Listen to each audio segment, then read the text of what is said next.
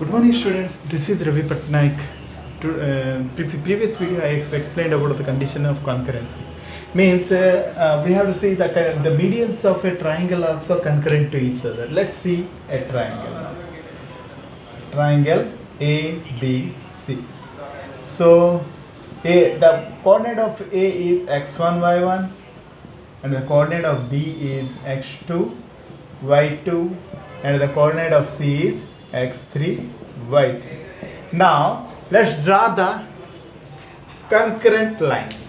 So the median means what? The line drawn from the one vertex of a triangle to the midpoint of the opposite side is called the median. Now this is AD is the median, BE is the median, and CF is the median. All the medians are meeting each other at the point G, and G is called the centroid of the triangle. Now we will observe means D is the midpoint of BC. D is the midpoint of BC means I can write this x2 plus x3 by 2, and this is y2 plus y3 by 2. So D is the midpoint of BC. The coordinate of D is x2 plus x3 by 2 and y2 plus y3 by 2. Now see, G divides AD internally at the ratio 2:1. This divides in the ratio 2:1. The proof also there by parallelogram we can show, but it's not that much important now. So 2:1. So the centroid of the triangle is, we can write centroid of the triangle is 2 into x2 plus x3 by 2 plus 1 into x1 by 2 plus 1, and 2 into y2 plus y3 by 2 plus 1 into y1 by 2 plus 1. This will get the centroid of the triangle is, so this centroid of the triangle I am right here. So 2 and 2 get cancels, here 2 and 2 get cancels, will get x1 plus x2 plus x3 by 2 plus 1 is 3, and y1 plus y2 plus y3 by 3. That is, this is called the centroid G. Centroid means centroid of the triangle is G. This G is indicated by the centroid of the triangle, and the centroid of the triangle is x1 plus x2 plus x3 by 3 and y1 plus y2 plus y3 by 3. So centroid of the triangle is indicated by the symbol G, right? So next we will go through the incenter. So this is the centroid of the triangle. 2 get cancels, x1 plus x2 plus x3 by 3 and y1 plus y2 plus y3 by 3. So yes, so we can write the centroid of the triangle. Therefore the centroid of the triangle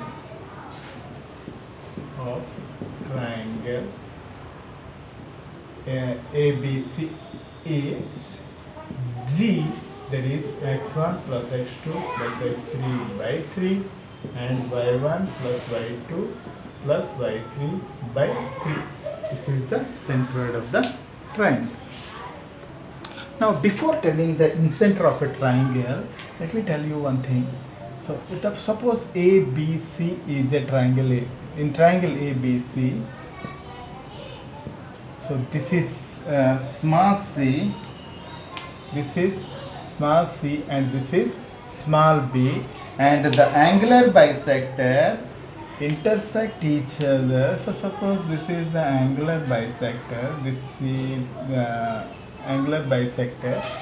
This point D, here whatever the point comes, suppose I'll keep the point D. This point D divides BD is to CD, will be in the ratio C is to B. The ratio of BD is to CD is C is to B, right? The ratio of BD is. Now consider this triangle. Triangle A is x1 y1 and B is x2 y2 and C is x3 y. Now we'll see means see here uh, as usual AB by AC is equal to BD by CD. This is one thing. Another thing also we can see AI by ID. AI by ID. This is the angular bisector of this triangle. AI by ID is AC by CD. This triangle you will see means angular bisector of this triangle. Means this is the angular bisector of this triangle. This is the angular bisector of this triangle. So what happens? This this will be AB by BD will be equal to AI by ID. Similarly, AC by CD is equal to AI by ID. Now let's see. So here we can see AB by BD is equal to AI by ID is equal to AC by CD. Similarly, say AI by ID is equal to AB by BD. Similarly, AI by ID is equal to AC by CD. So another thing we will see is I can write this AI by ID is equal to this numerator, so I can add AB plus AC by BD plus CD. If I add this, I'll get AB is C plus B plus C by B plus C by BC. BC means A. B plus C by BC, that is A. So I divides AD in the ratio B plus C is to A. I divides AD in the ratio I divides AD in the ratio B plus C is to A. This is the. Now let's find out the coordinate of D. So coordinate of D. So coordinate of D is equal to what? So here this coordinate we have to get C into CX3 plus BX2 by B plus C, comma CY3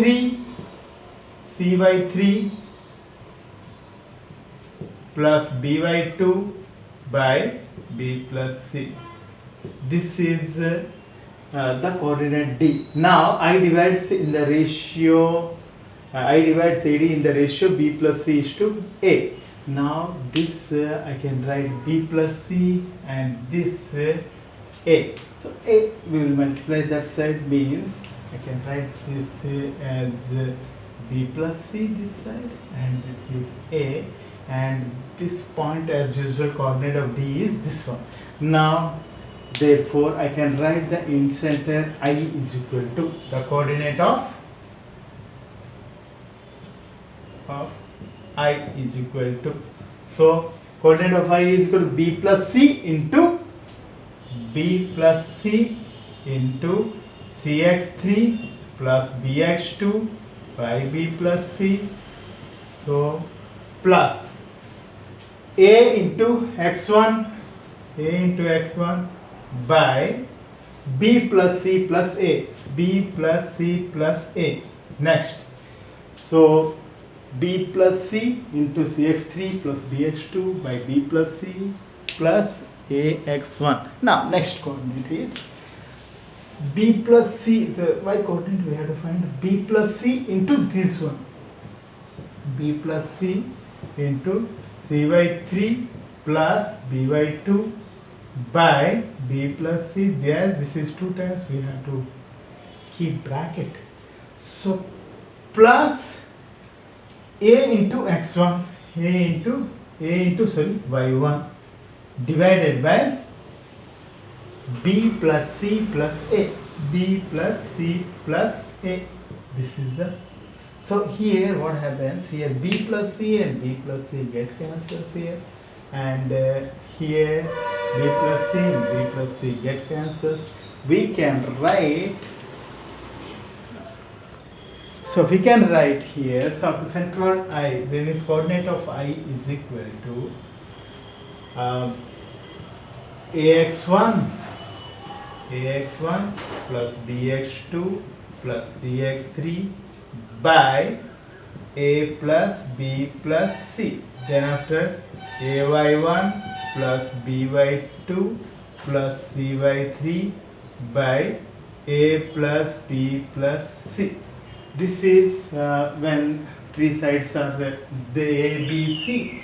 Then we can find out the centroid when a is x1 by 1, b is x2 by 2, c is x3 by 3. Sometimes he may give only 3 points there. We have to find these sides by applying the distance formula. Then after you have to find out incenter, right? Next we will go through. Here we can see that the point of concurrence of three internal bisector is called the incenter. I is called the incenter, or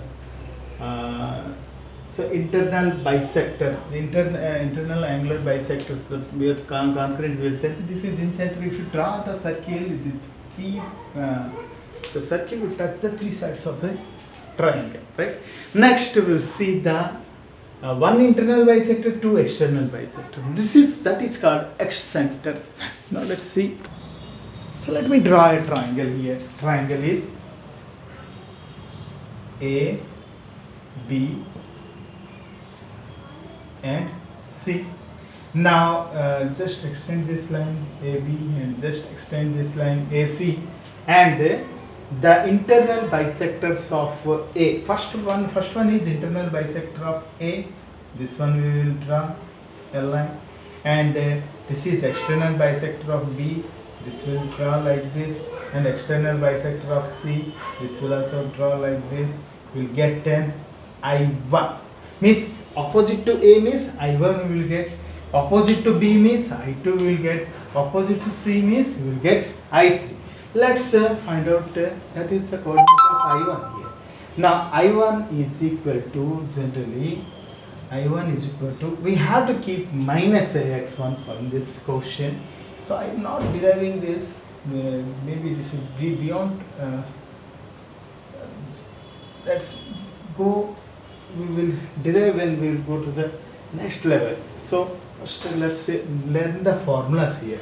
Minus ax1 plus bx2 plus cx3 by a minus a plus b plus c, and minus ay1 plus by2 plus cy3 by minus a plus b plus c.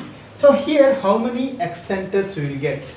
Means suppose this one only I will extend this side. This side I will extend, and this side I will extend the angular bisector of this one, the angular bisector of this one. So we will get, so let me draw it. Angular bisector of this one, angular bisector of this one. We will get here I2. There what we will get, I2 is equal to ax1, means directly we can write ax1 minus bx2 plus ax3 by a minus b plus c. Means here what happens, I2 divides this here, I1 externally it will divide b plus c is to a. Externally divides mx2 minus nx1. That formula we have applied. See the ax1 minus bx2 plus cx3, ay1 minus cx2 plus c by 2 minus c by 2 plus minus b by 2 plus c by 3, ay1 minus b by 2 plus c by 3 by a plus b plus c. This is the excenter with respect to means opposite to angle B. When you are seeing the opposite to angle B, as usual you know, A is, we will take x1 by 1, B is x2 by 2, and C is x3 by 3. Right? Now opposite to angle C, opposite to angle C we will see means opposite to angle C. So this side I can extend this line, I can extend this line, I can extend this line. I will draw the angular bisectors. The angular bisector with respect to C, C angles right, the x external angles bisected with respect to B external angular bisected with respect to this. Both all these points are meeting at a point I3. Now this I3 is nothing but, so let me write here. I3 is just ax1 plus bx2 minus cx3 by a plus b minus c comma ay1 plus by2 minus cy3 by a plus b minus c. This is the external bisectors, right? Here one note point I will say. Suppose there are two lines are there which is represented by the same line. Suppose this is the line. This is the line L. L is represented by a1x plus b1y plus c1 and a2x plus b2 by c2. So both the lines represent the same line, means that condition is there. What is the condition here? a1 by a2 is equal to b1 by b2 is equal to c1 by c2. Then these two lines are said to be, then L1 and L2 are called coincident lines. L1 and L2 are called coincident lines here. So now today we have learnt about centroid, and this is the concept of incenter, and this is the concept of excenter. Just we need to remember the formulas to do the sums, but we need to know how the excenter will be there, how the incenter will be there, how the centroid will be there, and the conditions we need to remember to solve the problems. So next thing, if you keep on solving the problems, the application skills will keep on increasing. Thank you very much, and subscribe this channel, and click the bell icon, and share with as many as your friends and relatives and everybody. Just encourage us, encourage our vision classes. Thank you very much.